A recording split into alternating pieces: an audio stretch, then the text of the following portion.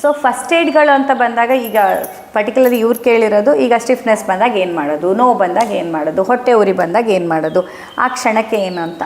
So ಇಲ್ಲಿ first ಏಡ್ಗಳು ಅಥವಾ ಒಂದು ಆ ಟೈಮಿಗೆ ಒಂದು ಹೋಮ್ ರೆಮಿಡಿ ಅಥವಾ ಒಂದು ಸಪೋರ್ಟಿವ್ ಥೆರಪಿ ಅನ್ನೋದು may be not applicable to everyone ಅಂತ. ಯಾಕಂದರೆ ಉದಾಹರಣೆಗೆ ಈಗ ಸ್ವೇದನ, ಈಗ ಉದಾಹರಣೆಗೆ ಸ್ಟಿಫ್ನೆಸ್ಸಿಗೆ ಶಾಖ ಕೊಡೋದಕ್ಕೆ ಹೇಳ್ತಾರೆ.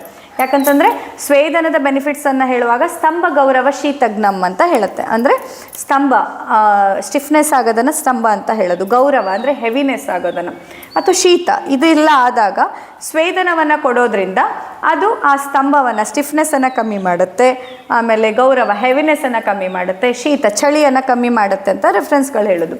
ಬಟ್ ಈ ಸ್ಟಿಫ್ನೆಸ್ ಬರೋದಕ್ಕೆ ತುಂಬ ಬೇರೆ ಬೇರೆ ಬೇರೆ ಕಾರಣಗಳು ಇರುವಂಥ ಸಾಧ್ಯತೆ ಇರುತ್ತೆ. ಇದು ಒನ್ ಆಫ್ ದ ಇದು. ಹಾಗಾಗಿ ಫಸ್ಟ್ ಏಡ್ ಅಂತ ಬಂದಾಗ ಅಥವಾ ಹೋಮ್ ರೆಮಿಡಿ ಅಂತ ಬಂದಾಗ ನಾನು ಯಾವಾಗಲೂ ಹೇಳ್ತಿರ್ತೀನಿ, ಹೋಮ್ ರೆಮಿಡಿ ಮತ್ತು ಆಯುರ್ವೇದ ಸೇಮ್ ಅಲ್ಲ.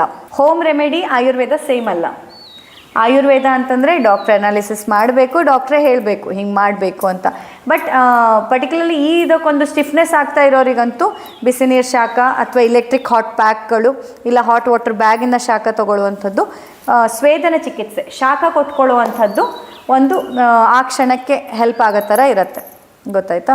ಬಟ್ ಅದರ ಹೊರತಾಗಿ ಬೇರೆ ಎಲ್ಲ ಇಂತಿಂಥ ಸಿಂಪ್ಟಮ್ಸ್ಗಳಿಗೆ ಇದು ಒಂದು ಫಸ್ಟ್ ಏಡ್ ಅಂತ ಬಹುಶಃ ನನ್ನ ಪ್ರಕಾರದಲ್ಲಿ ಅದು ಅಪ್ಲಿಕೇಬಲ್ ಆಗಲ್ಲ. ಯಾಕಂದರೆ ಸಿಂಪ್ಟಮ್ ಒಂದೇ ಆದ್ರೂ ಬಂದಿರೋ ಕಾರಣ ಬೇರೆ ಬೇರೆ ಇರುತ್ತೆ. ಆ್ಯಂಡ್ ಆ ಫಸ್ಟ್ ಏಡ್ ಅನ್ನೋದು ಅಥವಾ ಆ ಕ್ಷಣಕ್ಕೆ ಸಪೋರ್ಟಿವ್ ಆಗಿ ಕೊಡುವಂತಹ ಥೆರಪಿ ಏನಿದೆ ಅದು ಕಾರಣದ ಮೇಲೆ ವೇರಿ ಆಗ್ತಾ ಹೋಗುತ್ತೆ, ಡಿಫ್ರೆಂಟ್ ಆಗಿ ಬರ್ತಾ ಹೋಗುತ್ತೆ.